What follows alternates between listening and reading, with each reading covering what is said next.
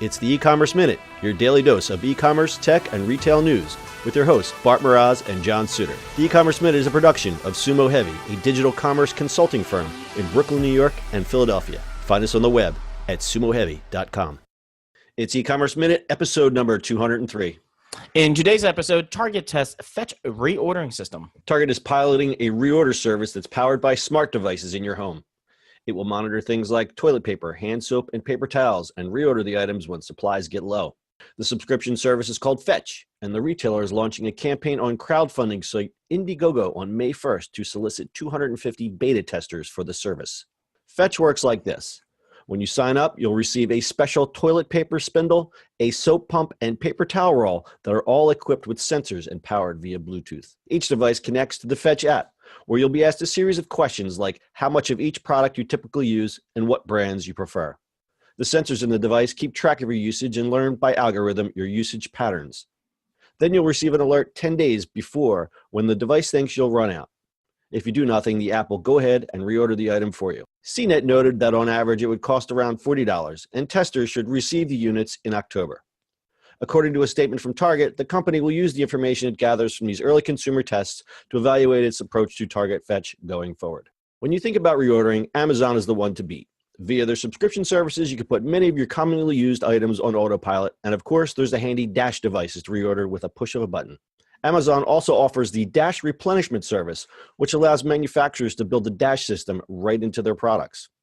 CNET pointed out that Target's point of difference might be that Target's reordering strategy may be a little more subtle than Amazon's flashy branded buttons or buying a whole new dishwasher just for the sake of easy reordering of soap. Target will only win if they improve or expand upon the Amazon reordering experience. John, wait a minute. Did you buy a dishwasher so it just reorders soap for you? Yeah, well, it's all about convenience, Bart. My dishwasher was fine. Actually, I kept the other dishwasher. I have two dishwashers now. Wait. So also, it's not even just reorders a whole new set of dishes. Reorders new dishes. Buy the IKEA dishes anyway. So what's that? Yeah. That's funny. Pretty So cool. this is awesome. It's kind of amazing that Target is hitting this.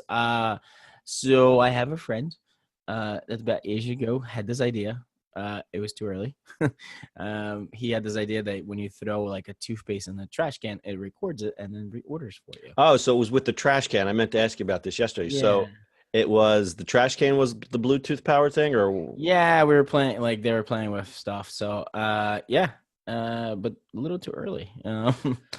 So the only thing about these, I love the thinking here, and Target is running this through they're running it through Indiegogo, and I guess there's a lot of reasons to do that. I guess it's a lot cheaper, and you can reach a greater non-Target customer audience, who, because people who do the crowdfunding things are really into new and neat and unusual things.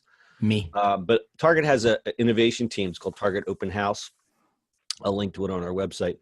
And they have a lot of, the site itself looks like one of the crowdfunding sites. They have all these unique products that they are testing and rolling out, and it's really neat. And I guess they do a lot more things with Indiegogo that we don't realize. Is this like the first branded one that they're showing? Like we're actually doing this on the Indiegogo? Yeah, I think that's it. I think this is the first, because they did a press release, they did a blog post, and it's it's something that they're pushing out, and they're basically saying, hey, we're doing this, and we're doing this via crowdfunding, not so much to fund the product, but to find the testers. And I think going through Indiegogo or Kickstarter would make a lot more sense, because you're going to get people who are going to test this stuff in a different way. That's just my guess. I think they just did so for Indiegogo, you can be like a partner, where like a pro developer, stuff like that. I think they're one of the pro ones. Yeah, and Amazon has that too, don't they? Yeah, I think so too, which is cool. So also what I like about this is the design. If you look at the pictures of the prototypes, if you compare it to the Amazon Dash buttons, which are flashy with the branding, and it's, there it is. There's that big button that says Tide on the front of it. Yeah. Whereas these products are the set that they show, they're flat black. They're kind of a contemporary design, and there's no markings on it that says, hey, this is a smart device, because I think we're beyond the point where you have to point out that things are a smart device, because that's where things are going. And also, I always say Target customers are more design conscious. So Yeah, this yeah, they really definitely fits are. into the Target aesthetic. So there's a lot to like here. I think so. It's gonna be interesting what they do with it. I just like the idea of those products, by the way. I don't know why, but I just do. The reordering, because there's one I stuck it on our show notes. Brita has a smart pitcher. They sell that on Amazon, and it's the same concept. It says, "Okay, I'm up to 3,000 pours on this filter. I'm going to go ahead and reorder the filters without you even knowing it." Like Huh. that, I see that for me because I use pitchered water. I think that's great.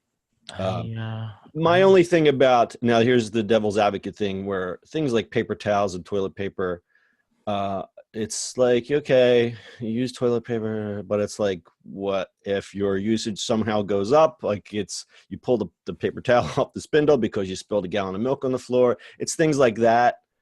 How accurate is it I'm going? assuming it will. Yeah, I'm assuming it would just know. Like it knows that it's off the spindle, and then it know like how does Yeah. it measure the volume? Does it go by the weight of the weight of the towel? Like there's a lot of variables that go into that I'm really interested in to see how do it know? How do it now? How do we How work? do it know?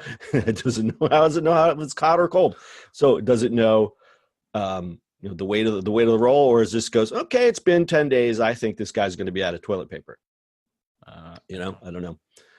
But combined fetch with the Targets they bought shipped, which is their same day delivery service. This is great. You'll never run out of anything. So that's a good competition against Amazon's same day service. So looking good. Interesting. Now I got stuck on looking at the Brita stuff. Yeah, it's pretty cool, isn't it? I think I'm gonna buy one of those. All right, got anything else? Drink more water.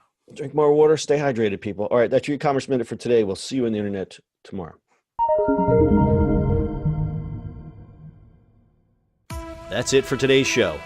If you like the show, do us a favor and subscribe, or leave us a review on iTunes. And don't forget, you can now listen to the e-commerce minute on your Amazon device. Just add e-commerce minute to your flash briefing. And finally, if you have a comment or suggestion, or just want to say hi, find us on social media @SumoHeavy.